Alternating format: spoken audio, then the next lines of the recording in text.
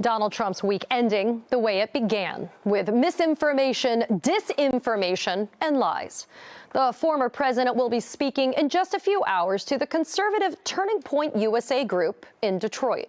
Last night, Trump celebrated his 78th birthday with a speech before supporters in which he lied about President Biden's trip to the G7 and once again called immigrants crossing the border, quote, murderers and terrorists. This week also gave us several examples of how hypocrisy is alive and well in the GOP. On Tuesday, after Hunter Biden was convicted on felony gun charges, Republicans criticizing the verdict and whining that the DOJ failed to pursue more serious charges against Hunter. You know, the same DOJ that they complain is also weaponized against conservatives and unjustly convicted Donald Trump for 34 felonies.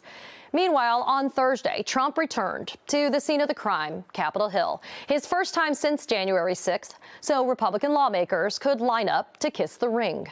That includes members he's viciously attacked in the past, like Senators Marco Rubio and Mitch McConnell.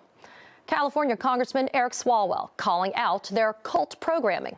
Take a listen. Just a show of hands for anyone in the room who hung out with a felon today.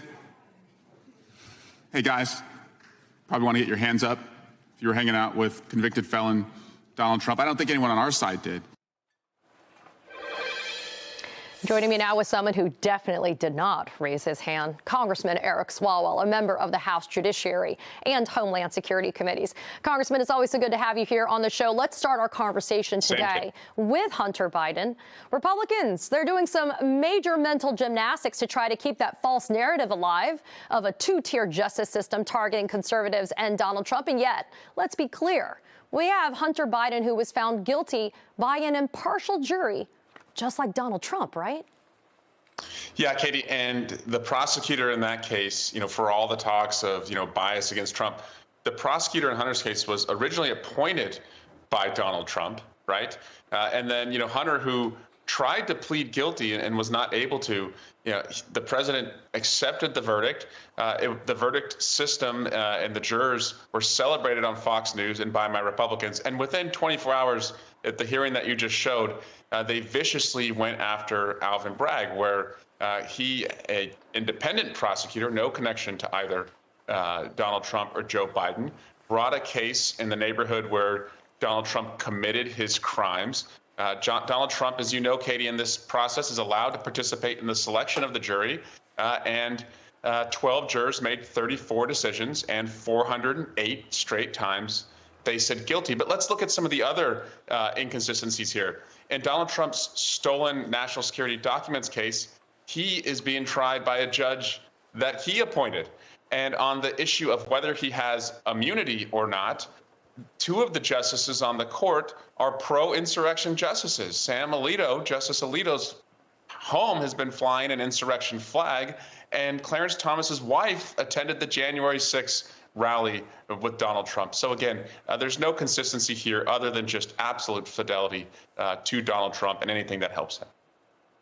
And this week, like an arsonist returning to the scene of the crime, we saw Donald Trump returning to Capitol Hill for the very first time since the January 6th insurrection. Republicans were praising their presumptive presidential nominee, celebrating the, quote, unity of the party. Congressman, you were there on January 6th. Your thoughts about Trump being back in the Capitol that he helped deface? Donald Trump at the Capitol is nothing to celebrate. He incited and aimed a violent mob at the Capitol. Hundreds of police officers were harmed. Our democracy barely survived. I don't believe it'll survive again if he were to fire up so many people in a country that's armed to the teeth, many of them his supporters.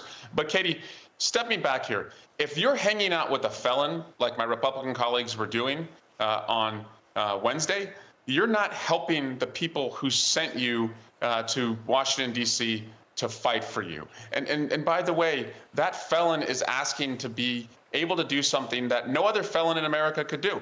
No felon in America could have a security clearance. No felon in America could serve in the military, let alone preside over the military. No felon in America could visit all of the countries that you would have to visit to be commander in chief. So he wants to be treated differently. And when it comes to your priorities, They're not working on going after companies who are gouging you on groceries and gas. They're not making your kids safer in the classroom from gun violence. They're not working to lower your healthcare costs. So that's why Democrats are saying, look, we choose families over felons. We choose verdicts over vengeance. And we are going to choose every single day as to how we settle our scores in America, voting over violence.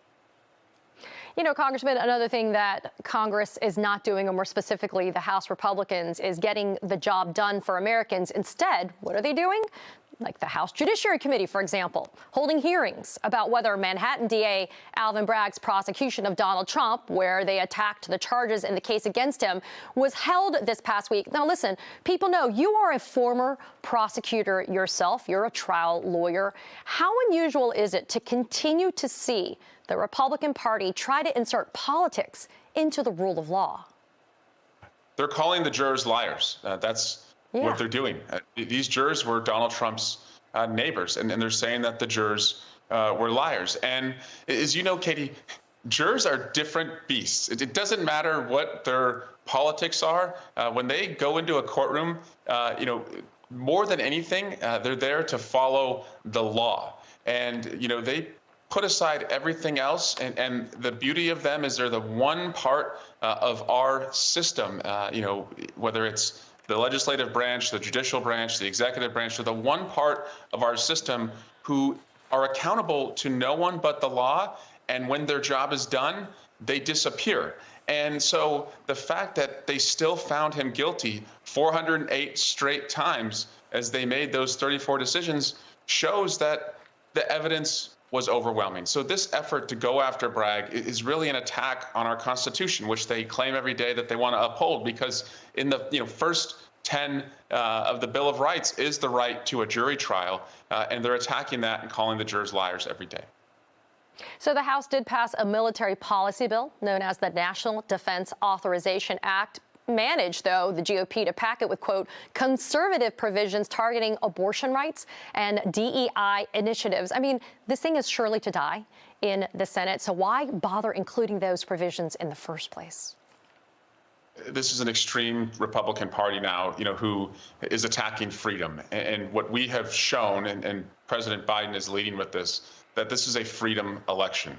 The freedom of your body to make decisions about it, freedom to breathe clean air, freedom to read the books that you want to read and not have the government tell you what they should be, freedom from violence in your kids' classroom, financial freedom and in your wallet, and healthcare freedom and how you decide, to get healthcare and making sure it's affordable. So this is a freedom election that we're going into. There's a debate in just under 2 weeks. And I can promise you, as Donald Trump continues, to ban abortion, to appoint, to threaten to appoint judges that would ban IVF and declare this war on families, Joe Biden is going to show that one party stands for freedom and the other is taking a wrecking ball to it every day.